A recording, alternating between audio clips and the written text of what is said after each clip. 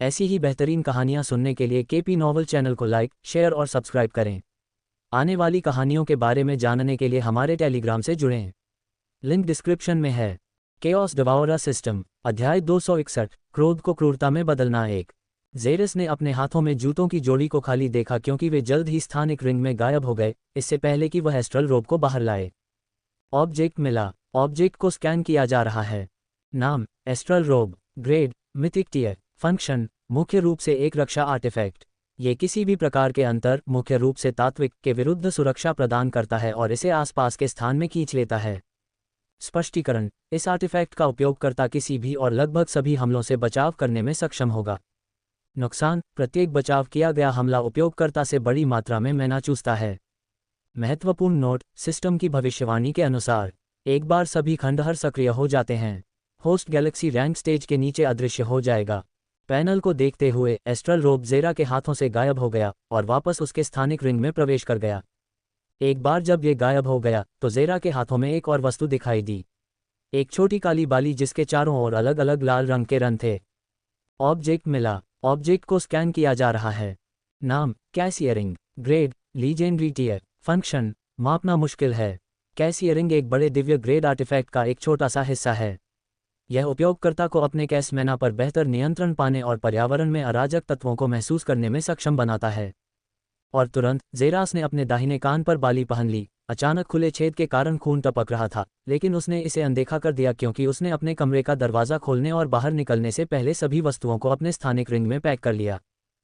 यह प्रशिक्षण कक्ष यह में किसी भी अन्य संरचना की तरह ही था, बहुत बड़ा और सक्रिय करने के लिए एक अलग स्तर के अधिकार की भी आवश्यकता थी। सूर्यास्त के समय ये तेजी से बंद हो रहा था जब बर्फ की तरह सफ़ेद बालों वाला और गहरे रंग की बाली पहने एक युवक इसके बड़े दरवाजों के सामने प्रकट हुआ। जेरास ने अंदर प्रवेश करने से पहले उस जगह का दरवाजा खोला। पहली मंजिल वह जगह थी जहां गया ने प्रशिक्षण लिया था और यह केवल स्तर एक अधिकार वाले लोगों के लिए है, और जेरास ने पलक झपकाए बिना बगल में लिफ्ट की ओर बढ़ गया। इसमें प्रवेश करते ही जेरास ने नंबर 4 बटन पर क्लिक करते ही दरवाजे बंद हो गए। तुरंत पूरी लिफ्ट में रोशनी की एक लाल स्क्रीन भर गई, जो ज़्यादातर जेरास द्वारा पहनी गई घड़ी पर केंद्रित थी, फिर शांत हो गई क्योंकि आई की आवाज़ सुनाई दी। लेवल 4 प्राधिकरण प्रशिक्षण कक्ष में जाने का अनुरोध स्वीकृत। और तुरंत लिफ्ट चल पड़ी, जेरास को संरचना की चौथी मंजिल पर ले गई। खुलने पर जेरास को पूरी तरह से अपरिचित वातावरण में रखा गया, जहां जगह के चारों ओर अलग अलग प्रशिक्षण वस्तुएं और कमरे थे। गुरुत्व प्रशिक्षण कक्ष, तीव्र विकिरण हॉल, शक्ति मापने की मशीन, मजगति मापने के उपकरण, रोबोटिक खेती लड़ाई। जगह में प्रशिक्षण हॉल की संख्या लगभग असीमित थी, और खान को जो सबसे ज्यादा पसंद आया वह ये था कि वहां सैकड़ों समान कमरे थे, जिसका मतलब था कि वह अपनी पसंद चुन सकता था। एक ही कमरे में दूसरे के साथ रहने की बिल्कुल ज़रूरत नहीं थी, जिससे उपयोगकर्ता को बहुत ज़रूरी गोपनीयता मिलती थी और दूसरों से होने वाली परेशानी से भी बचा जा सकता था। और तुरंत वह अपने बगल के सबसे नज़दीकी कमरे में चला गया, मच गति मापने के उपकरण वाला कमरा। कमरे में सैकड़ों उपकरण थे जो गति मापने के लिए लक्षित थे, और जेरास अंतिम स्थान पर रखे गए उपकरण की ओर बढ़ा। अदृश्य विद्युत चुंबकीय तरंगों की सहायता से हवा में लटकी लगभग 5 मीटर की एक गोलाकार घूमती हुई गेंद। और तुरंत वह उपकरण के पास गया, उसके सामने प्रकट हुआ। उसमें से ऊर्जा की एक हरी किरण प्रकट हुई, जो उसके शरीर में चमक रही थी, और 2 मीटर ऊंचे दरवाजे के खुलने से पहले उसने बीप की आवाज़ की। एक होलोग्राफिक दिखाई दिया, जिसमें एक सूची दिखाई दे रही थी। मैक 1 ध्वनि की गति, मैक 2 ध्वनि की गति से दुगुनी, मैक 3 ध्वनि की गति से तिगुनी, मैक 12 ध्वनि की गति से 12 गुना। और तुरंत जेरा के हाथ पहले बटन पर चले गए, उस पर क्लिक किया।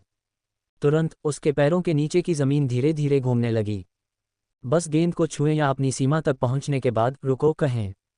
घुमाएं, घुमाएं, घुमाएं। मशीन शाकाहारी ध्वनि की गति से घूम रही थी, फिर भी जेरा के चेहरे पर कोई बदलाव नहीं आया क्योंकि भले ही मशीन की गेंद तेजी से घूम रही थी, लेकिन उसके पैर उससे भी दोगुनी तेजी से घूम रहे थे।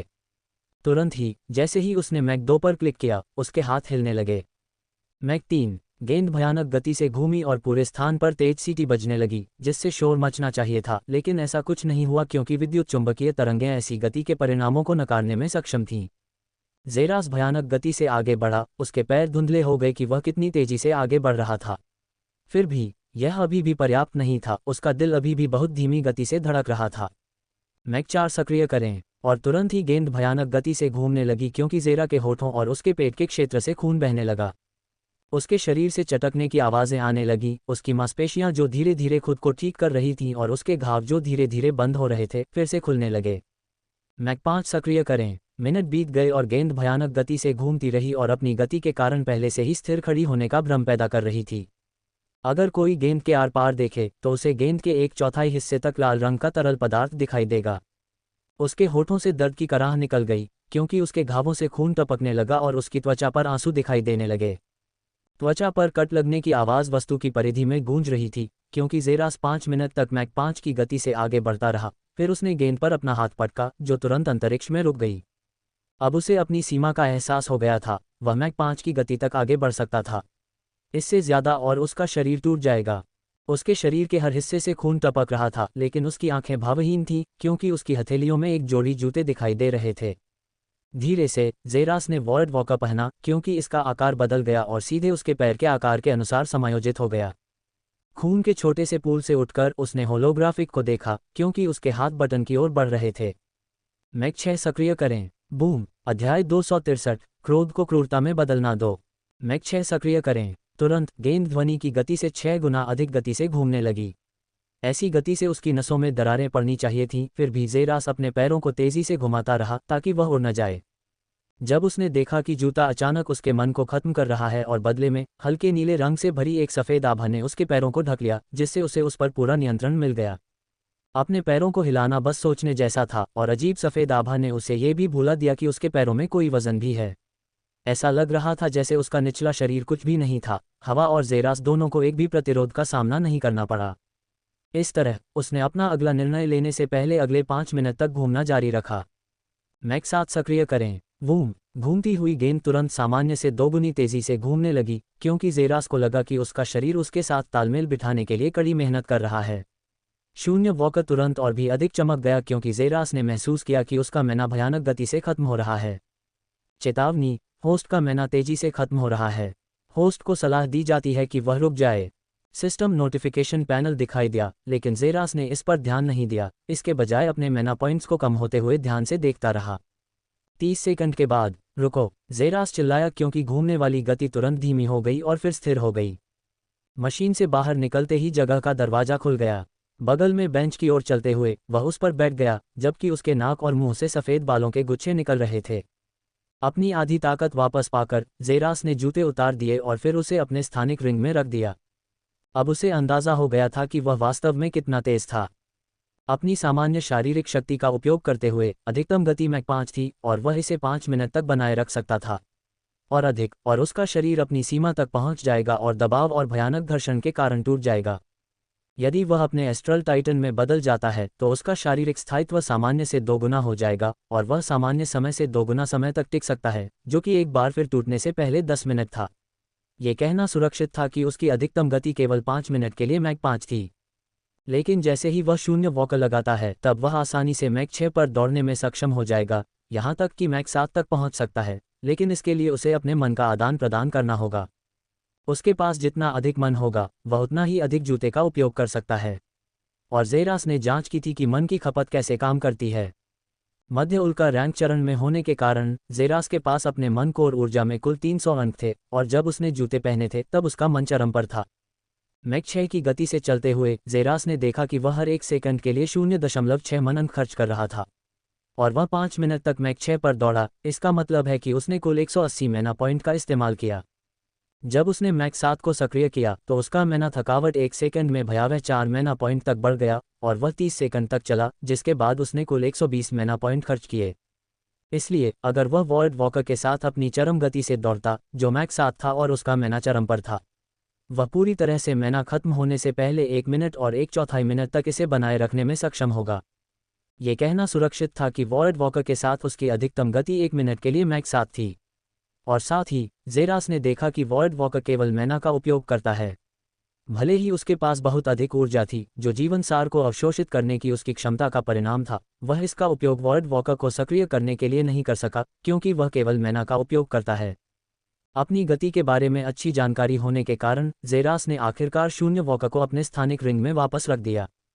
और अगली चीज़ जो वह परखना चाहता था, वह थी उसकी ताकत और युद्ध क्षमता। तुरंत वह प्रशिक्षण कक्ष से बाहर निकल गया और रोबोटिक कल्टीवेशन फाइटिंग रूम की ओर बढ़ गया। ये लगभग 100 मीटर लंबाई और चौड़ाई में एक बड़ी जगह थी जो इसे विशाल बनाती थी। जैसे ही उसने कमरे में कदम रखा, जेरास ने अपनी हथेलियों को फैलाया और इसे स्क्रीन पर रखा। उसके सामने एक छोटा होलोग्राफिक दिखाई दिया। अगले सेकंड में एक बीप ध्वनि बज उठी। उपयोगकर्ता की कल्टीवेशन को स्कैन किया गया है। मध्य उल्का रैंक चरण की पहचान की गई है। आपको केवल कम से कम प्रारंभिक उल्का रैंक चरण और अधिकतम प्रारंभिक कॉस्मिक रैंक चरण को चुनौती देने की अनुमति है। जेरास के सामने होलोग्राफिक बदलते ही आई की आवाज़ गूंज उठी, जो एक लंबी सूची में बदल गई। अपने रोबोट प्रतिद्वंद्वी का कल्टीवेशन चरण चुनें। प्रारंभिक उल्का रैंक चरण, मध्य उल्का रैंक चरण, अंतिम उल्का रैंक चरण, प्रारंभिक ब्रह्मांडीय रैंक चरण। महत्वपूर्ण नोट: नियमित जागृतिकर्ताओं के विपरीत, रोबोटों को आनुवंशिक क्षमताओं से युक्त नहीं किया जा सकता है, इसलिए उन्हें इसके बजाय शारीरिक शक्ति के साथ पूरक किया गया था। इसका मतलब है कि उनका हर हमला उसी चरण में जागृत किसी भी हमले का अल्टीमेटम है। इसलिए वे उसी स्तर पर सामान्य जागृतिकर्ताओं की तुलना में थोड़े अधिक शक्तिशाली हैं। जेरास ने महत्वपूर्ण नोट पढ़ा, सिर हिलाया और तुरंत अपना चुनाव किया। उपयोगकर्ता ने प्रारंभिक उल्का रैंक चरण को चुनौती देने का विकल्प चुना है। एआई की आवाज़ गूंजी। उसके बाद जेरास से 10 मीटर दूर जमीन में जगह खुली और 1.8 मीटर लंबा ह्यूमनॉइड रोबोट बाहर निकला। ये गहरे लाल रंग की धातु की प्लेटिंग से पैर तक लेपित था और उसके बराबर ऊंचाई पर खड़ा था। लड़ाई 3.2.1 में शुरू होती है। तुरंत रोबोट की आंखों में एक लाल बिंदु दिखाई दिया जो जेरास पर ध्यान केंद्रित कर रहा था, क्योंकि यह तुरंत एक सामान्य प्रारंभिक उल्का रैंक चरण की तुलना में उसकी ओर तेजी से बढ़ रहा था। मुझे देखना है कि एक प्रारंभिक उल्का रैंक विशेषज्ञ को नष्ट करने में कितना समय लगेगा। जेरास ने बड़बड़ाया। रोबोट को उसके सामने आते हुए देखा, एक मुक्का उसके चेहरे पर मारा। बूम। अध्याय 264, क्रोध को क्रूरता में बदलना 3। क्रोध को क्रूरता में बदलना 3। अराजकता की आंखों को सक्रिय करो। जेरास ने मुद्रा में आने से पहले फुसफुसाया, क्योंकि दोनों मुट्ठियां उसके चेहरे पर उठी हुई थीं, और उसने अपनी कमर को नीचे किया, अपने दोनों पैरों को जमीन पर टिकाया। रोबोट उसके करीब आ गया, 3 सेकंड में 10 मीटर पार कर गया, लेकिन जेरास ने अराजकता की आंखों का इस्तेमाल किया। ये धीमा था। बूम। एक मुक्का उसके चेहरे पर लगा और उसे पूरी तरह चीरता हुआ निकल गया, लेकिन ये केवल एक मृग तृष्णा थी, क्योंकि जेरास ने पहले ही अपना सिर एक तरफ कर लिया था। आखिरी सेकंड में मुक्का चकमा देते हुए रोबोट के जबड़े पर अपनी दाहिनी मुट्ठी से पूरी ताकत से मुक्का मारने से पहले। यह एक सहज अपरकट था। गुरुत्वाकर्षण द्वारा नीचे खींचे जाने से पहले एक आकृति को हवा में 1 मीटर ऊपर उठाया गया, लेकिन इससे पहले कि उसके पैर जमीन को छू पाते, जेरस ने एक कदम आगे बढ़ाया और रोबोट के पास पहुंच गया। धमाका। जब उसका मुक्का रोबोट के पेट के क्षेत्र से टकराया तो एक गोलाकार शॉकवेव जगह जगह से गुजरी और वह भयानक गति से दीवार से टकराकर गिर गया। धमाका। धातुओं के जमीन पर गिरने और बिजली की छोटी छोटी चिंगारी और उसके शरीर पर आग की लपटें दिखाई देने की आवाज़ के बीच एक आकृति दीवार में फंस गई। बधाई हो, तुम जीत गए, और वह भी 5 सेकंड में। एआई की आवाज़ गूंजी और जेरस ने राहत की सांस ली। 1 पर 1, मैं पूरी ताकत से 5 सेकंड में एक early meteor rank stage expert को मार सकता हूं। लेकिन इस रोबोट के विपरीत एक जागृत व्यक्ति के पास क्षमताएं होंगी और क्षमता को देखते हुए लड़ाई कठिन हो सकती है। फिर भी इसमें अधिकतम 10 सेकंड लगने चाहिए। जेरास ने विश्लेषण किया, क्योंकि रोबोट दीवार में फंस गया था और नीला होलोग्राफिक पैनल एक बार फिर उसके चेहरे के सामने दिखाई दिया, क्योंकि उसने जल्दी से अपना चुनाव किया। आपने एक middle meteor rank stage robot को चुनौती देने का विकल्प चुना है, एआई की आवाज़ ने घोषणा की, क्योंकि जेरास ने एक और रोबोट को उससे 10 मीटर दूर जमीन से बाहर निकलते देखा। लड़ाई 3.2.1 में शुरू होती है। जाओ। तुरंत रोबोट की आंखों के लिए डिज़ाइन किए गए आधार से प्रकाश की 2 लाल किरणें चमक उठीं। इसके अलावा इसकी छाती के केंद्र में एक शक्तिशाली लाल ऊर्जा के साथ एक कोर था और कोर से लाल रेखाएं निकल रही थीं, जो इसके पूरे धातु शरीर में फैल रही थीं, जो हृदय से जुड़ी नसों की तरह थीं। ये पहले की तुलना में कम से कम 2 गुना मजबूत है। धमाका। तुरंत रोबोट हिल गया, उसके पैरों के नीचे एक गड्ढा दिखाई दिया। बूम। रोबोट ने 1 सेकंड में पूरे 10 मीटर की दूरी तय की। हवा में तुरंत चीरफाड़ हुई। एक मुक्का जेरा के चेहरे पर तेजी से फटा। धमाका। जेरा के आगे मुक्का मारने से हवा में हिंसक रूप से चीरफाड़ हुई। एक दूसरे से सिर टकराने से कुछ सेकंड के लिए जगह कांप उठी। उनके हाथ एक साथ बंधे हुए थे। धमाका। दोनों आकृतियां तुरंत पीछे की ओर चली गईं। जेरा ने 3 कदम पीछे लिए और रोबोट ने 5 कदम पीछे लिए। धमाका। और तुरंत जेरा ने रोबोट के सामने आकर रोबोट पर मुक्का मारा, लेकिन उसकी मुट्ठी किसी को नहीं लगी, क्योंकि रोबोट आखिरी सेकंड में किसी तरह से एक तरफ खिसक गया। एक कदम पीछे हटे हुए जेरा ने तुरंत दूसरा मुक्का मारा और रोबोट के रक्षाहीन पेट वाले हिस्से पर जोरदार प्रहार किया, जिससे रोबोट तुरंत अपने पैर ऊपर उठाकर दूर उड़ गया, लेकिन वह जल्दी से वापस जमीन पर आ गिरा, उसके पैर पीछे की ओर खिसक गए। धमाका! उसके चेहरे के सामने एक जोरदार किक लगी, जिसके जवाब में रोबोट ने आखिरी सेकंड में दोनों हाथ ऊपर उठाए। धमाका! और तुरंत ही वह अपनी पिछली गति से दोगुनी गति से पीछे की ओर गिर गया और दीवार पर जा गिरा। जेरास के रोबोट के सामने आते ही जगह जगह दरारें फैल गईं और वह आगे की ओर किक मारने लगा। धमाका! एक पैर तेजी से आगे बढ़ा, रोबोट की छाती से टकराया और उसकी छाती तुरंत धंस गई और फिर धमाका! उसके भीतर ऊर्जा कोर को बलपूर्वक टुकड़े टुकड़े कर दिया गया, जिससे एक छोटा विस्फोट हुआ जिसने जेरास को दूर धकेल दिया और वह धीरे से अपने पैरों पर उतरा, अपनी लड़ाई की मुद्रा में 10 मीटर दूर। बधाई हो, आपने रोबोट को सफलतापूर्वक हरा दिया है। कुल समय 80 सेकंड लगा। एआई ने घोषणा की क्योंकि जेरास अपनी खड़ी स्थिति से सीधा खड़ा हुआ।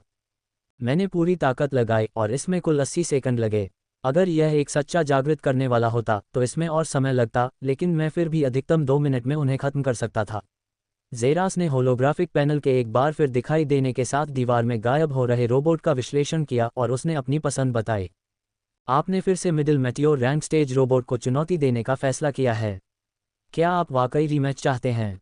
एआई की आवाज़ गूंजी, जिस पर जेरास ने हाँ बटन पर क्लिक किया। तुरंत ही एक और रोबोट उसके सामने हर तरह से पिछले वाले की तरह दिखाई दिया और वह भी 10 मीटर दूर खड़ा था। लड़ाई 3.2.1 में शुरू होगी। जाओ। और तुरंत ही रोबोट आगे बढ़ा, जेरास के सामने दिखाई दिया जो वहां सुन्न हो गया था। फिर उसने अपना दाहिना हाथ आगे बढ़ाया और अपनी उंगलियां आपस में जोड़ लीं। अराजक अस्तित्व कौशल, खोखला डोमेन। वह जानना चाहता था कि वह मध्य उल्का रैंक चरण को कितनी देर तक हरा सकता है, लेकिन इस बार अपने कौशल का उपयोग करते हुए। बूम! रोबोट जेरा के सिर पर मुक्का मारता हुआ दिखाई दिया, लेकिन उसके सामने की आकृति तुरंत धुएं में बदल गई। उसके पैरों के नीचे छायाएं तुरंत सभी जगहों को ढांकती हुई दिखाई दी और जल्द ही हॉल के केंद्र में मोटी अथाह छायाओं से बनी एक बड़ी गेंद दिखाई दी। जेरास सिंहासन पर बैठ गया और उसने कल्पना करते हुए धीरे धीरे अपने हाथ रोबोट की ओर बढ़ाए। और जैसा कि उसने कल्पना की थी, रोबोट के चारों ओर अथाह छायाओं से बना एक विशाल हाथ दिखाई दिया। अपने हाथों को एक साथ जकड़ते हुए विशाल छाया हाथ भी कसकर बंद हो गया क्योंकि यह रोबोट को निचोड़ना शुरू कर दिया, जिसने अपनी पूरी ताकत से विरोध किया क्योंकि उसकी छाती में कोर शक्तिशाली रूप से चमक गया और तुरंत जेरस अपने हाथों को पूरी तरह से बंद करने में असमर्थ था। मैं समझ गया, मैं आखिरकार समझ गया। जेरस ने एक पागल की तरह सोचा क्योंकि उसने अचानक अपनी उंगलियों को एक बार में कस लिया। अध्याय 265, क्रोध को क्रूरता में बदलना 4 क्रोध को क्रूरता में बदलना 4 बूम रोबोट तुरंत धातु की वस्तुओं की बौछार में फट गया जो जमीन पर बरसने लगी। छाया गेंद गायब हो गई क्योंकि जेरास ने कुचल धातु को देखा जो धीरे धीरे उसके सामने जमीन में धंस गई। बधाई हो, आपने रोबोट को हरा दिया है। कुल समय 20 सेकंड लगा। जेरा की भौहें आखिरकार ढीली हो गईं। वह अपने खोखले डोमेन कौशल की समझ हासिल करना शुरू कर रहा था। यह मुख्य रूप से कल्पना के सिद्धांत पर काम करता था, ठीक उसके पूर्ण रूप कौशल की तरह, लेकिन उससे भी उच्च स्तर पर। अपने डोमेन के भीतर जेरास अपने दिमाग में जो कुछ भी कल्पना कर सकता था उसे बना सकता था। डोमेन का उपयोग करने का उसका सबसे पसंदीदा तरीका अपने डोमेन पर मौजूद अथाह छाया से उन विशाल हाथों को बनाना था। वास्तव में हाथ छाया से बने थे और इसलिए गैस जैसे थे, लेकिन जेरास इसे अविश्वसनीय स्तरों तक मजबूत करने का फैसला कर सकता था। फिर भी यह एक महत्वपूर्ण कीमत पर आया, उसकी ऊर्जा। रोबोट के साथ अपनी लड़ाई के दौरान उसने देखा कि रोबोट उसके मौत के पंजे का विरोध करने में सक्षम था, लेकिन जेरास हथेली के पीछे की कठोरता और ताकत को बढ़ाकर अगले सेकंड में तुरंत उसे कुचलने में सक्षम था, जिसने बदले में उसकी ऊर्जा को 780 से 500 तक चूस लिया। भले ही ऊर्जा का सेवन बहुत अधिक था, शायद थोड़ा बहुत अधिक, फिर भी यह उसके लिए फायदेमंद था क्योंकि पर्याप्त ऊर्जा के साथ वह मूल रूप से एक देवता बन जाएगा। खोखला डोमेन कल्पना की क्षमता के साथ आता है। एक इच्छा के साथ वह एक मौत के हाथ बना सकता था और दूसरी इच्छा के साथ वह उन्हें 100 बना सकता था, हालांकि इसके लिए बहुत अधिक ऊर्जा की आवश्यकता होगी। तो इसका मतलब है कि पर्याप्त ऊर्जा के साथ वह संभावित रूप से कुछ भी कर सकता था। पर्याप्त ऊर्जा के साथ वह पर्याप्त ऊर्जा के साथ 1 लाख मौत के हाथ बना सकता था। शायद वह अपने खोखले डोमेन के भीतर समय को रोक भी सकता था या इसे उलट भी सकता था। वह अपने प्रतिद्वंद्वी को एक विचार से मार सकता था और केवल मरने का शब्द कहकर लाखों लोगों को नष्ट कर सकता था। ये सब एक ही चीज पर आकर खत्म हुआ, और वह थी ऊर्जा, और जेरास के पास अपनी ऊर्जा को बहुत ज्यादा बढ़ाने का एक तरीका था। और वह था किसी कब्रिस्तान में जाना और वहां के लोगों के जीवनसार को अवशोषित करना या बस हत्याओं की होड़ में शामिल हो जाना, और वह ये सब करने का एक सरल तरीका जानता था। उसका अगला मिशन अपने होलो डोमेन से बाहर होने के बाद उसका अगला कौशल उसका पूर्ण मॉर्फ जीन था, लेकिन उसका मन वर्तमान में पूरी तरह से समाप्त हो चुका है। कौशल की आखिरी चीज़ उसका एस्ट्रल टाइटन जीन होगा, लेकिन इसकी कोई ज़रूरत नहीं थी। वह पहले से ही समझ गया था कि उसे अपने एस्ट्रल टाइटन मॉर्फ के साथ रोबोट को हराने में कितना समय लगेगा, और यह 40 सेकंड था। उसका एस्ट्रल टाइटन मॉर्फ उसके शरीर की स्थायित्व को बढ़ाता है और साथ ही उसकी ताकत भी बढ़ाता है। अगर उसकी ताकत को पहले से दोगुना कर दिया जाए तो इसका मतलब होगा कि उसे रोबोट को हराने में संभावित रूप से दोगुना कम समय लगेगा। उसने तुरंत होलोग्राफिक पर क्लिक किया और अपना अगला विकल्प चुना। आपने पी कुल का रैंक स्टेज रोबोट से लड़ने का विकल्प चुना है। रोबोट के ज़मीन के नीचे से प्रकट होते ही आई की आवाज़ ने घोषणा की, 3, 2.1 जाओ। रोबोट के गायब होते ही आई ने घोषणा की और उन दोनों ने सैकड़ों चालें बदलीं। 50 मिनट बाद एक व्यक्ति जमीन पर घुटनों के बल बैठा हुआ दिखाई दे रहा था, जिसके पैरों के नीचे खून का एक तालाब था। बधाई हो, आपने रोबोट को हरा दिया है। कुल समय 20 मिनट लगा। जेरस जमीन पर घुटनों के बल बैठा हुआ था और धीरे धीरे जमीन से सीधा खड़ा हुआ। आखिरकार उसने अपना सिर ऊपर उठाया। उसके सिर के किनारे लगभग 5 सेंटीमीटर की खुरदरी कटी हुई रेखा देखी जा सकती थी, जिससे लगातार खून बह रहा था। उसके मुंह के कोने से खून टपक रहा था और उसकी दाहिनी आंख पूरी तरह से कुचल गई थी। छींटे छींटे, जेरस ने अपना सिर एक तरफ घुमाया और उसकी मुट्ठी से खून टपकने लगा, जमीन पर गिर गया। उसने अपने मुंह से खून थूका। एक खूनी दांत नीचे लुढ़क रहा था और उसके पैर थकावट से कांप रहे थे। वह मुश्किल से खड़ा रह पा रहा था। पुनर्जनन सक्रिय करें। तुरंत उसके चेहरे के घाव बंद हो गए और उसका टूटा हुआ दांत भी वापस हो गया। जेरास ने अपने सामने की दीवार को देखा, जहां रोबोट का शरीर टूटा हुआ पड़ा था, या इसे बेहतर तरीके से कहें तो दीवार पर पड़ी मशीनों का एक बड़ा ढेर पूरी तरह से नष्ट हो गया था। मेरे कौशल का उपयोग किए बिना पूरी ताकत से इसे बाहर निकालने में 50 मिनट लग गए, जेरास ने विश्लेषण किया, क्योंकि उसके सामने अधिसूचना पैनल दिखाई दिया और उसने उस पर क्लिक किया। आपने चरम उल्का रैंक चरण में एक रोबोट से लड़ने का विकल्प चुना है। क्या आप वाकई फिर से मुकाबला करना चाहते हैं? हाँ, लड़ाई 3.2.1 में शुरू होती है। जाओ। तुरंत रोबोट जेरास के सामने तुरंत दिखाई दिया, आगे की ओर लात मारते हुए। ये भयानक रूप से तेज था। बूम! वह स्थान जहां जेरास का सिर अराजक रूप से झटका खा रहा था। जेरास ने किक से बचने में कामयाब रहा और जल्दी से अपनी 2 उंगलियां लॉक कर लीं। अराजक अस्तित्व कौशल, खोखला डोमेन। तुरंत ही पूरे स्थान पर एक छाया फैल गई जिसने दोनों आकृतियों को ढक लिया। जेरास ने रोबोट को देखा जो उसके डोमेन की सीढ़ियों पर नीचे था, और तुरंत ही दरारें फैल गईं, क्योंकि मुट्ठी जेरा के सिर पर तेजी से लगी, लेकिन वह एक भी मांसपेशी हिलाए बिना बैठा रहा। और अचानक रोबोट एक तरफ गिर गया। बूम! इसका शरीर बार बार जमीन से उछला, क्योंकि यह कुशलता से मुड़ा और अपने 2 पैरों पर उतरा। ये तुरंत एक बार फिर जेरास की ओर मुड़ा और तेजी से उसकी ओर दौड़ने लगा। और धीरे धीरे जेरास अपने पैरों से खड़ा हो गया। उसके चेहरे पर पसीने की हल्की बूंदें गिर रही थीं, क्योंकि उसने एकाग्रता में अपनी आंखें बंद कर ली थीं और धीरे धीरे दोनों हाथों को एक दूसरे के ऊपर रखा और फिर अचानक नीचे दबा दिया। बूम! पूरे स्थान पर धातु की वस्तुओं के एक विनाशकारी विस्फोट से रोबोट तुरंत नष्ट हो गया। बधाई हो, आपने रोबोट को हरा दिया है। कुल समय लगा 1 मिनट। और तुरंत जेरास ने अपनी क्षमता को पूर्ववत कर दिया। सिस्टम अधिसूचना पैनल दिखाई दिया। ऊर्जा -400। मैं सच में मूर्ख हूँ। अध्याय 266। क्रोध को क्रूरता में बदलना 5। क्रोध को क्रूरता में बदलना। मैं सच में मूर्ख हूँ, जेरास ने मजाक में हंसते हुए कहा। हेड को ऐसी मूल रूप से सर्वोच्च क्षमता दी गई थी और ऐसी आसानी से पार की जा सकने वाली स्थिति के साथ, और यहाँ तक कि समाधान भी दिया गया था। और वह क्या कर रहा था? बस एक मूर्ख की तरह इधर उधर भाग रहा था। वह वास्तव में घमंडी हो गया था और बदले में मूर्ख। शैतानी प्राणी मुझे नष्ट करने और मेरी सारी ऊर्जा को चूसने में सक्षम था, इससे पहले कि मैं अपनी क्षमताओं का उपयोग करना शुरू करूं। शायद अगर मैंने अपनी आखिरी ऊर्जा की कीमत पर भी उसे घायल करने की कोशिश करने के लिए अपने खोखले डोमेन का तुरंत उपयोग किया होता और फिर अपने एस्ट्रल टाइटन रूप में मॉर्फ करने के बजाय अपने स्लम्बरिंग टाइटन जीन की प्राचीन ईश्वर उंगली का उपयोग किया होता, तो मैं इतनी दयनीय रूप से पराजित नहीं होता। लेकिन उसे देखकर, भले ही मुझे पता था कि वह वास्तव में मुझसे अधिक शक्तिशाली है, फिर भी मैंने पहले सेकंड में पूरी ताकत नहीं लगाई। मैं उसके साथ क्रूर शक्ति में प्रतिस्पर्धा करना चाहता था। कितना मूर्ख! जेरास ने मजाकिया मुस्कान के साथ कहा। उसके पास अभी भी एक ऐसी क्षमता थी जिसका उसने इतने समय से परीक्षण भी नहीं किया था, और वह थी प्राचीन देव उंगली कौशल। तीसरा कौशल जो उसने अपने स्लम्बरिंग टाइटन जीन से प्राप्त किया था। शैतानी प्राणी इस क्षमता के विरुद्ध एकदम सही परीक्षण विषय था, फिर भी जेरास ने इसका उपयोग नहीं किया, इसके बजाय अपने एस्ट्रल टाइटन रूप में स्थानांतरित हो गया।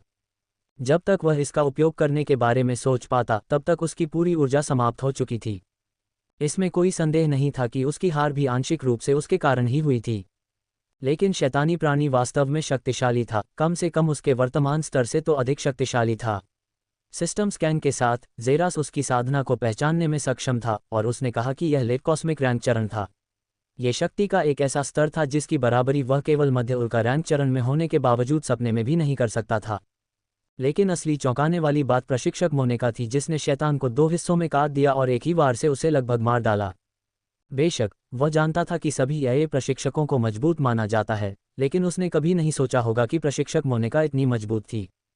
उसने एक बार उसे एक मिडिल मेटियोर रैंक के जानवर को 2 टुकड़ों में काटते हुए देखा था और सोचा था कि उसकी सीमा उससे बहुत दूर नहीं होनी चाहिए।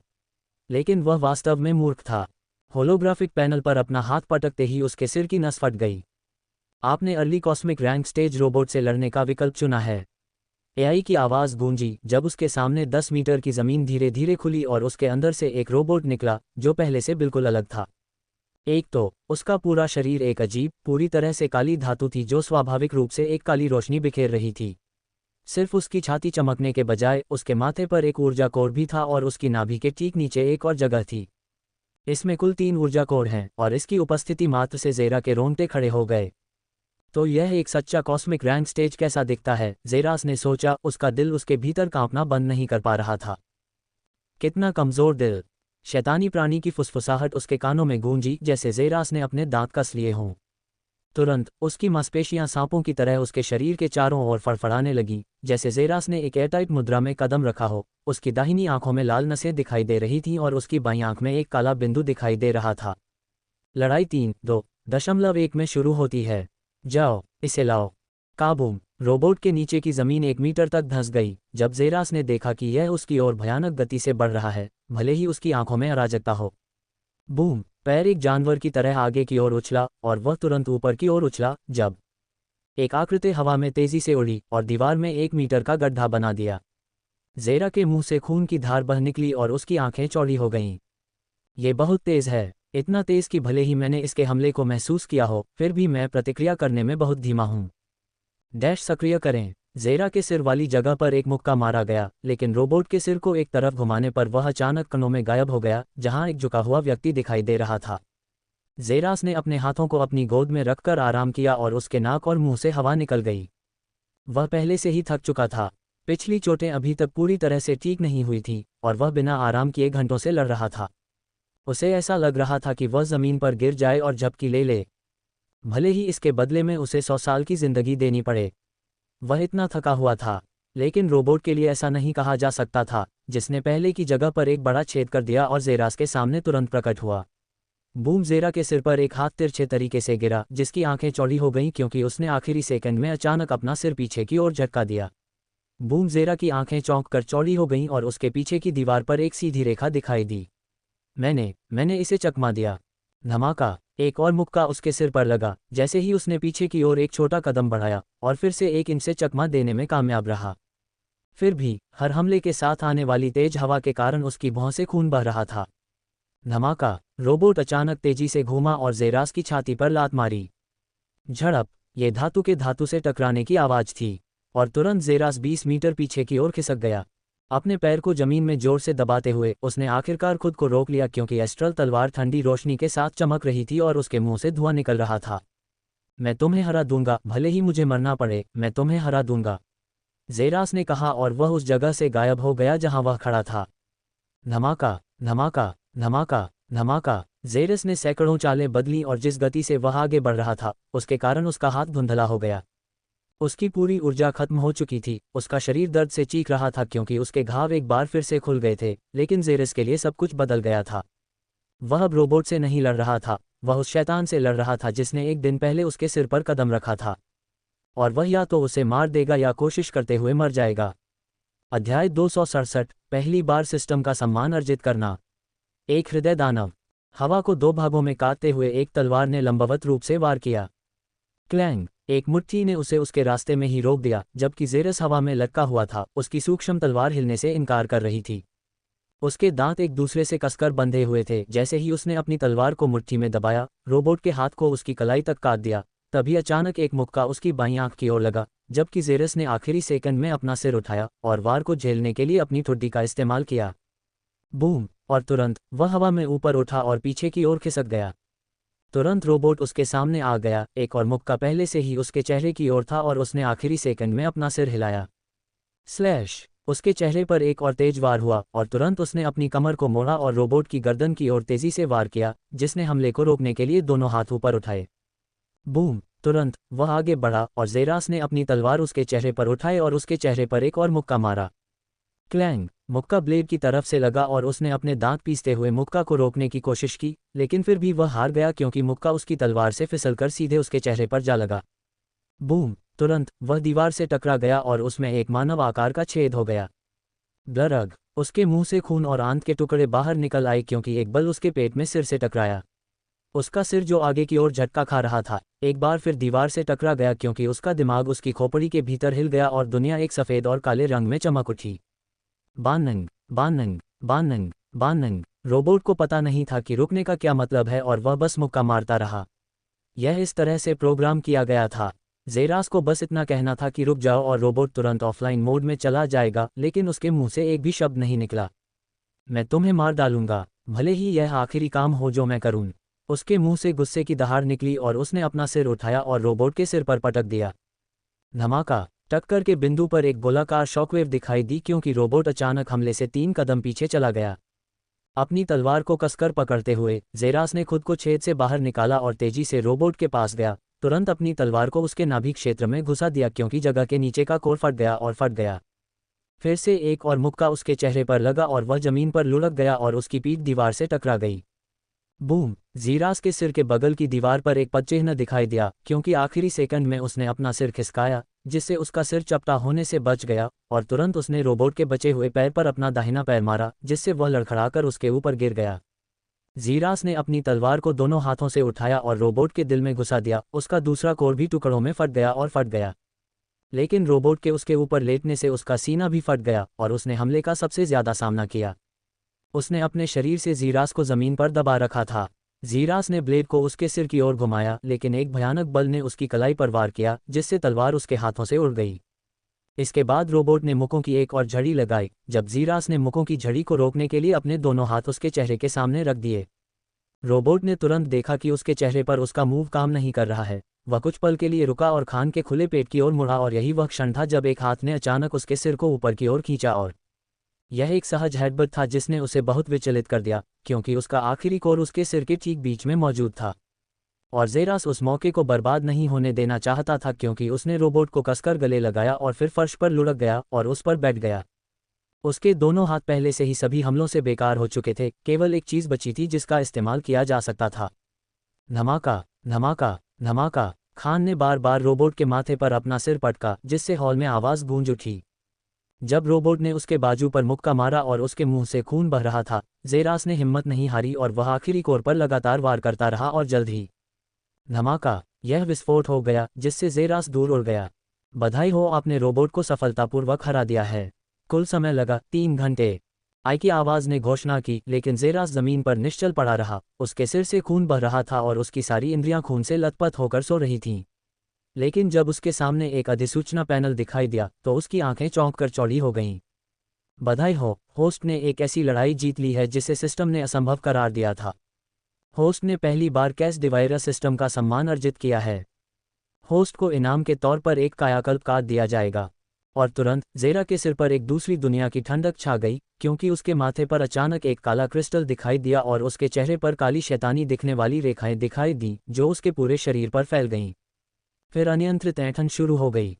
यह एक बेहद ठंडी अनुभूति थी, जैसे कि -1000 डिग्री सेल्सियस पर एक बर्फ का टुकड़ा उसके मस्तिष्क पर रख दिया गया हो। फिर भी यह एकमात्र समस्या नहीं थी, क्योंकि उसे अपने पूरे शरीर में एक गर्म लौ महसूस हुई। जेरास को अत्यधिक ठंड और गर्मी का एहसास हुआ जो जमीन पर लकवाग्रस्त होकर लेटा हुआ था।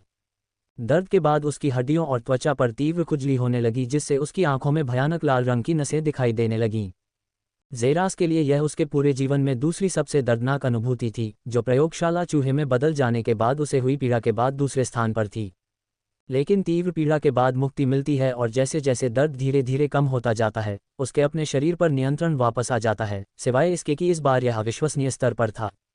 अध्याय 268, मिशन हॉल की ओर बढ़ना। मिशन हॉल की ओर बढ़ना। ये लगभग अविश्वसनीय था क्योंकि जेरास ने महसूस किया कि उसके शरीर में सभी दर्द और घाव तुरंत गायब हो गए।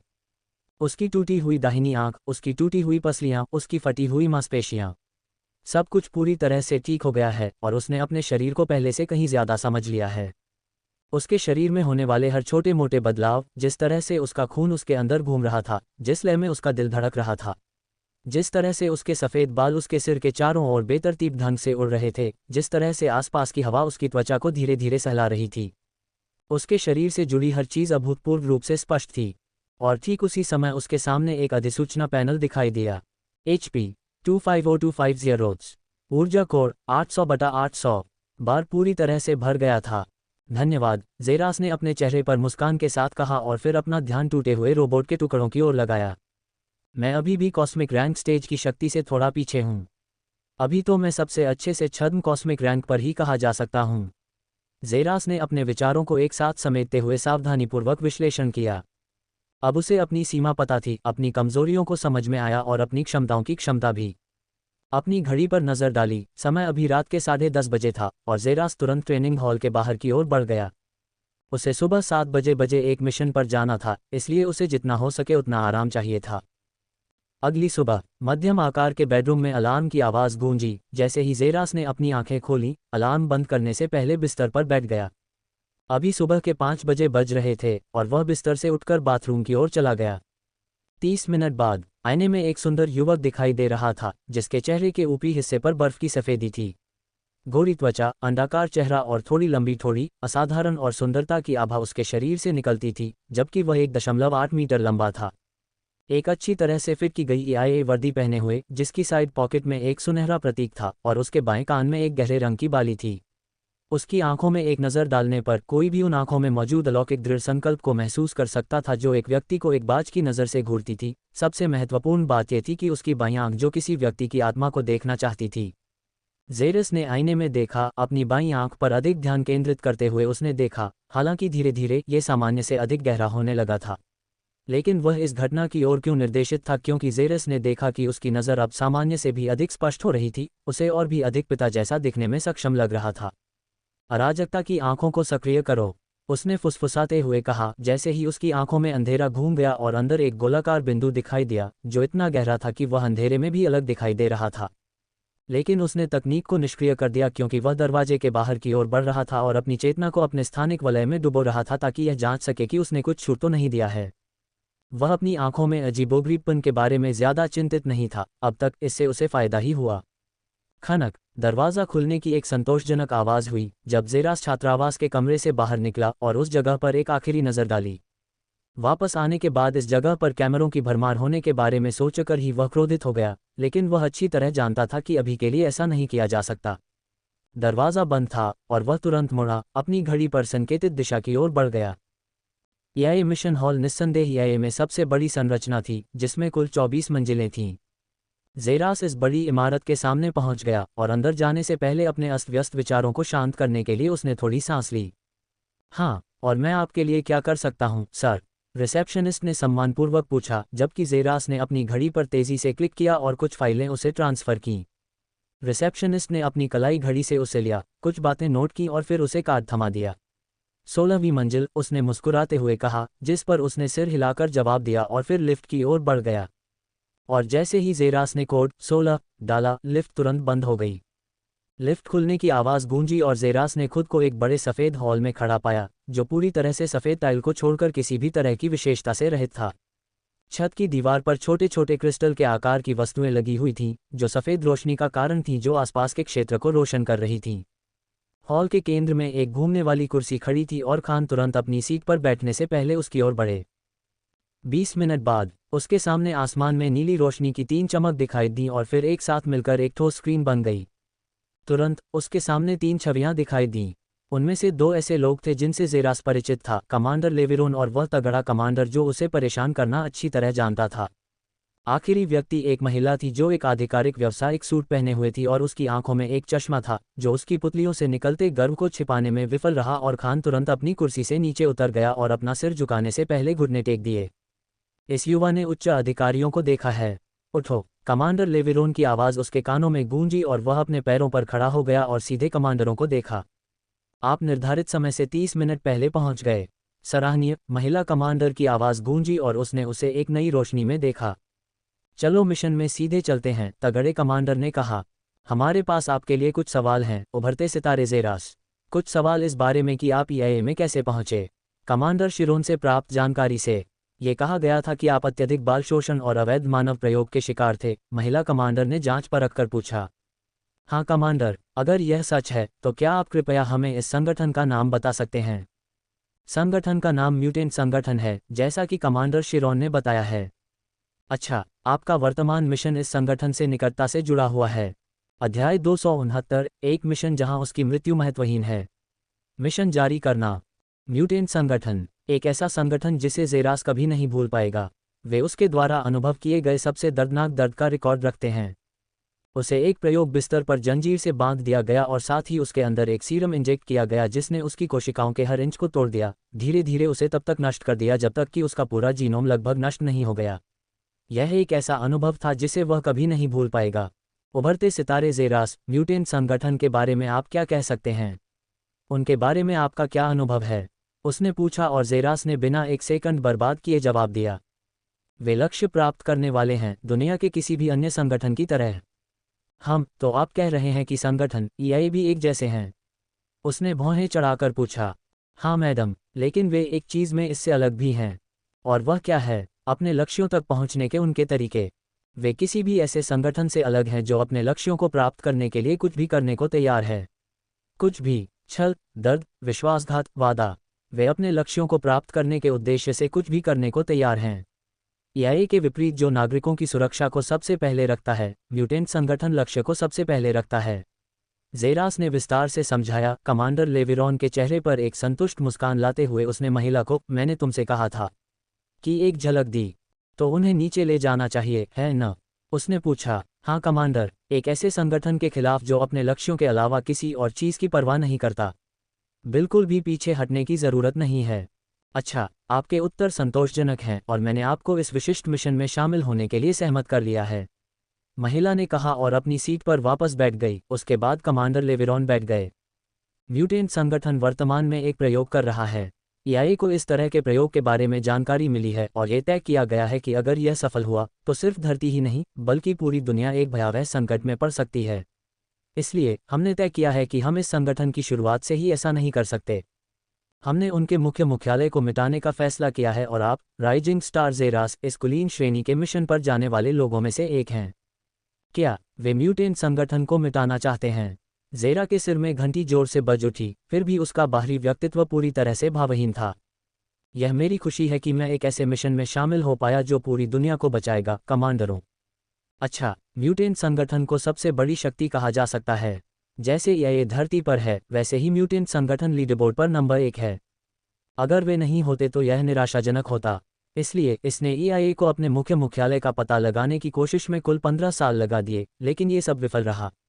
लेकिन अगर एक बात है तो हर संगठन, चाहे वह शक्तिशाली हो या न हो, को ऐसे लोगों की आवश्यकता होती है जिन्हें संगठन को आगे बढ़ाने के लिए पोषित किया जाए। म्यूटेंट ऑर्गेनाइजेशन का अपना स्कूल है, ठीक ईआईए प्रशिक्षण बेस की तरह। हालांकि हम मुख्यालय के स्थान का पता नहीं लगा पाए हैं, लेकिन हमने 2 महत्वपूर्ण जानकारी हासिल की है। पहली यह है कि म्यूटेंट ऑर्गेनाइजेशन का मुख्यालय सीधे म्यूटेंट ऑर्गेनाइजेशन ट्रेनिंग बेस के बगल में रखा गया है ताकि इसके भावी उत्तराधिकारियों को इसका लाभ मिल सके। और साथ ही हम उस क्षेत्र तक पहुंच गए हैं जहां अगली प्रवेश परीक्षा होगी, जो ईआईए में आपके द्वारा की गई परीक्षा के समान होगी। महिला ने जो कहा उससे ज़ेरास पहले से ही इस मिशन के बारे में संकेत और सुराग ढूंढने लगा था। इसलिए यह आपका मिशन है। आप म्यूटेंट संगठन में शामिल होने के लिए साइन अप करने वाले व्यक्ति की तरह ही प्रतियोगिता में भाग लेंगे। फिर आप परीक्षा पास करेंगे और फिर मुख्यालय में ले जाए जाएंगे। आपकी ईआईए घड़ी एक प्राकृतिक ट्रैकर है। आपकी घड़ी का उपयोग करके हम म्यूटेंट संगठन के मुख्यालय के स्थान के बारे में जान पाएंगे। क्या अब आप समझ गए। हाँ कमांडर, संक्षेप में, मुझे म्यूटेंट संगठन के लिए साइन अप करने वाले व्यक्ति के रूप में प्रच्छन्न होकर एक जासूस की तरह काम करना है। हाँ, मुझे उम्मीद है कि आप इस मिशन के साथ आने वाले जोखिमों से अच्छी तरह वाकिफ हैं। एक भी गलत कदम और न केवल आप एक उदाहरण बन जाएंगे और सबसे क्रूर तरीके से मारे जाएंगे जिसकी आप कभी कल्पना भी नहीं कर सकते। ये हमेशा के लिए म्यूटेंट ऑर्गेनाइजेशन बेस को खोजने का अपना मौका खो सकता है, क्योंकि वे निश्चित रूप से सतर्क हो जाएंगे या पूरी दुनिया से खुद को दूर कर लेंगे और फिर एक जोरदार धमाके के साथ वापस आएंगे, जिससे पूरी आकाशगंगा पर बहुत ही भयावह विनाश होगा। ज़ेरा की गंभीरता और ध्यान की अभिव्यक्ति तब से बदल गई थी जब ये संकुचित हो गई थी। उसकी बढ़ी हुई बुद्धि के साथ उसका मस्तिष्क सूचना को संसाधित करने में और अधिक सक्षम था, और जैसा कि महिला ने कहा था, कोई रास्ता नहीं था कि वह उस परिदृश्य से जीवित बच सके। वास्तव में उसकी मृत्यु सबसे महत्वहीन चीज़ होगी जो घटना की भव्य योजना में होगी। मिशन बहुत जोखिम भरा था, तो अपनी पसंद चुने। Rising star Zera. हमने आपके जैसे कुल 17 राइजिंग स्टार रैंक विशेषज्ञों से पूछा है और उन सभी ने मना कर दिया। इसलिए निश्चिंत रहें, ये निर्णय ईआईए में आपकी स्थिति को बिल्कुल भी प्रभावित नहीं करेगा। चुनाव आप पर निर्भर है। हॉल में सन्नाटा पसरा हुआ था क्योंकि ज़ेरा का दिमाग पूरी गति से चल रहा था। जोखिम भरा। मिशन बहुत जोखिम भरा था। ये ईआईए में घुसपैठ करने के लिए कहने जैसा था। ईआईए के पास मौजूद भयानक शक्ति के कारण ये लगभग असंभव प्रयास था, और उसे यकीन था कि म्यूटेंट ऑर्गेनाइजेशन ईआईए के लगभग बराबर है, सिवाय इसके कि वे उनसे कहीं ज़्यादा काले और क्रूर हैं। एक गलती और उसे ये भी नहीं पता होगा कि उसकी मौत कैसे हुई। लेकिन इतना ही नहीं, मिशन में विफल होने के बाद उसका अच्छा नाम हमेशा के लिए खराब हो जाएगा। वह अपनी अक्षमता के कारण आकाशगंगा के विनाश का कारण बनेगा।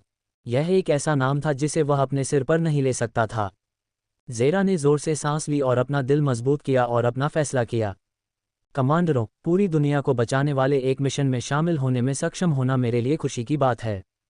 अध्याय 270, डेथ आइलैंड की ओर बढ़ना।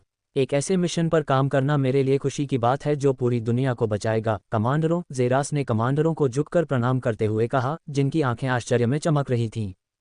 वह जाने के लिए सहमत हो गया।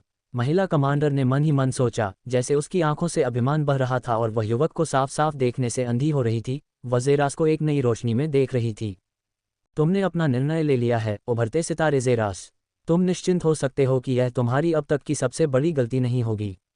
इतना कहने के बाद चलो योजना पर आते हैं, महिला ने कहा, जब मोटा प्रशिक्षक आखिरकार अपनी सीट से आगे झुका। परीक्षण लिलिथिया नामक एक उजाड़ ग्रह पर होगा, या जैसा कि हम पृथ्वी पर इसे प्यार से डेथ आइलैंड कहते हैं। यह एक बंजर और टूटा हुआ ग्रह है जिसके बारे में यह अनुमान लगाया गया था कि ये दो प्राचीन जातियों के बीच एक प्राचीन युद्ध का मैदान रहा होगा, लेकिन यह वीरान हो गया है सिर्फ इसलिए क्योंकि इस ग्रह पर एक भी प्राणी नहीं है। ये पूरी तरह से वीरान हो गया है और पृथ्वी से भी बहुत दूर है। सौभाग्य से हम सीधे ग्रह तक एक गुप्त पोर्टल खोलने में सक्षम हैं और यह अपना काम पूरा करने के तुरंत बाद खुद को नष्ट कर देगा। जहां तक परीक्षण के अंतड़ियों का सवाल है, ये पूरी तरह से अज्ञात है और आपको इसे खुद ही पता लगाना होगा। हालांकि हमने अनुमान लगाया था कि यह निस्संदेह अविश्वसनीय रूप से क्रूर होगा। हमें विश्वास है कि आपको जीवित रहने में सक्षम होना चाहिए, तगड़े कमांडर ने कहा। आपको इस बारे में चिंता करने की ज़रूरत नहीं है कि ईआईए मुख्यालय को कैसे नष्ट करेगा। आपका एकमात्र मिशन बस परीक्षण पास करना और म्यूटेंट संगठन में एक नए कैडेट के रूप में भर्ती होना है। क्या आप समझे? तगड़े निर्देश ने कहा। हाँ सर, इस मिशन के दौरान हमें आपकी कोई मदद नहीं दी जाएगी, क्योंकि हो सकता है कि आप ही इस मिशन को बर्बाद कर दें। म्यूटेंट संगठन उन सभी चीज़ों की पहचान करने में सक्षम है जिन पर ईआईए का थोड़ा भी प्रभाव पड़ा हो, इसलिए आपको अपनी वर्दी ज़रूर छोड़नी होगी। साथ ही आपकी ईआईए घड़ी ईआईए से जुड़े लोगों की मुख्य पहचान है और इसे आसानी से पहचाना जा सकता है क्योंकि इसे हटाया नहीं जा सकता। इसलिए हम अस्थायी रूप से उस फंक्शन को निलंबित कर रहे हैं और आप अपनी ईआईए घड़ी को उतार सकेंगे। ज़ेरास ने सिर हिलाया और उस आदमी ने कहा, उसे समझ में नहीं आया कि ईआईए ऐसे वॉचर क्यों बनाएगा जिन्हें पहले स्थान पर हटाया नहीं जा सकता, लेकिन उसे इसकी ज़्यादा परवाह भी नहीं थी। उसने कहा, आपको ये सुनिश्चित करना होगा कि घड़ी हर समय आपके हाथ में हो क्योंकि यह वह जगह है जहां ट्रैकर रखा जाता है। इसे अपने स्थानिक रिंग में न रखें क्योंकि इससे सिग्नल खो सकता है। कमांडर ने चेतावनी दी। हाँ कमांडर, एक बार जब आप संगठन में आ जाते हैं, आपको कुछ भी करने की ज़रूरत नहीं है। बस अंदर चले जाएं और बाकी सब ईआईए पर छोड़ दें। लेकिन इसका मतलब यह नहीं है कि मिशन पूरा हो गया है, कुछ अज्ञात हो सकता है और आपको किसी भी समय नए आदेश दिए जा सकते हैं। ज़ेरास ने सिर हिलाया तो महिला कमांडर ने कहा, स्रोत के अनुसार परीक्षण लगभग एक दिन से चल रहा है और आप शायद अंतिम चरण में हैं। आपको मिशन के लिए ठीक से तैयार होने के लिए चेंजिंग रूम में ले जाया जाएगा, इससे पहले कि आपको ग्रह लिलिथिया भेजा जाए। आपके मिशन में शुभकामनाएं, राइजिंग स्टार जेरास। जेरास के झुकने पर यह आवाज़ उसके कानों में गूंजी। उसके सामने होलोग्राफिक बार बार गड़बड़ा रहा था और फिर गायब हो गया। उसने जोर से सांस छोड़ी क्योंकि लिफ्ट खुलने की आवाज़ उसके पास गूंजी और एक ईआईए अधिकारी वहां खड़ा देखा जा सकता था जब वह जेरास को धक्का दे रहा था। यहाँ सर, और वह तुरंत खड़ा हो गया, जल्दी से उस आदमी के पीछे चला गया। 10 मिनट बाद एक युवा व्यक्ति ने अनौपचारिक पोशाक पहनी हुई थी जिसमें गोल गर्दन वाली शर्ट, छोटी आस्तीन वाली शर्ट थी जिससे उसका सुडौल शरीर दिखाई दे रहा था और एक विस्तार योग्य नम पैंट एक विशाल टेलीपोर्टर के सामने खड़ा था जिसने पूरे कमरे को कवर किया हुआ था। जेरास भी टेलीपोर्टर के आकार को देखकर आश्चर्यचकित था। अब आपको लिलिथिया ग्रह पर ले जाया जाएगा, कृपया पोर्टल पर कदम रखें। एआई की आवाज़ गूंजी जब जेरास टेलीपोर्टर पर चढ़ गया और केंद्रीय बिंदु पर खड़ा हो गया। पोर्टल सक्रिय हो रहा है। स्थान का पता चला, वर्महोल बनाया गया। स्थिति स्थिर। अब परिवहन शुरू होगा। तुरंत ही टेलीपोर्टर के चारों ओर के रंग शक्तिशाली रूप से चमकने लगे। इससे पहले कि हरे रंग की ऊर्जा के गुंबद ने जेरास की आकृति को ढक लिया, फिर गुंबद के भीतर एक चमकदार नीली रोशनी चमक उठी, धीरे धीरे शांत हो गई। इससे पहले कि एक बार फिर रोबोट टेलीपोर्टर प्रकट हुआ, सिवाय इस बार उस पर कोई आकृति नहीं थी। क्या होगा यदि किसी इंसान को तोप से अंतरिक्ष में उड़ा दिया जाए? इसके लिए आवश्यक वेग भी उतना ही होगा, क्योंकि परिणामी घर्षण से निस्संदेह वह व्यक्ति राख हो जाएगा और भले ही वह सभी बाधाओं के बावजूद ऐसी स्थिति से बचने में कामयाब हो जाए, फिर भी वह आसपास के दबाव से टुकड़ों में कुचल जाएगा। यह विभिन्न अवरोध थे जिन्होंने स्थानिक टेलीपोर्टेशन की प्रगति को रोक दिया, यहाँ तक कि अंतरिक्ष क्षमता के वास्तविकता बन जाने के बाद भी। लेकिन अंततः उन्होंने एक वर्महोल बनाकर समस्या का समाधान किया जो दो दूरियों को एक साथ जोड़ता है और उपयोगकर्ता को दबाव और घर्षण से कुचलने से भी बचाता है। 10 मिनट बाद घातक शांत जंगल में एक तीव्र हरी रोशनी चमकी और जल्द ही गायब हो गई, क्योंकि जेरास तुरंत अपने घुटनों पर गिर गया। पूरे इलाके में उल्टी की तेज आवाज गूंज उठी और करीब 5 मिनट बाद आखिरकार वह खुद पर काबू पा सका। छी, धिक्कार है, जेरास ने असंतोष से कहा जब अचानक उसके कानों के पीछे से आवाज आई। अपने हाथ ऊपर उठाओ जहां मैं उन्हें देख सकूं। हाँ, खान ने तुरंत दोनों हाथ ऊपर उठा दिए और बंदूक की आवाज गूंज उठी। अच्छा, अब मुझे अपने सभी गोल्डन टिकट दे दो, जिसमें वह भी शामिल है जिसे तुमने अभी अभी प्राप्त किया है, और मैं शायद तुम्हें जीवित रहने दूं। आवाज गूंज उठी। गोल्डन टिकट क्या होता है? गलत विकल्प।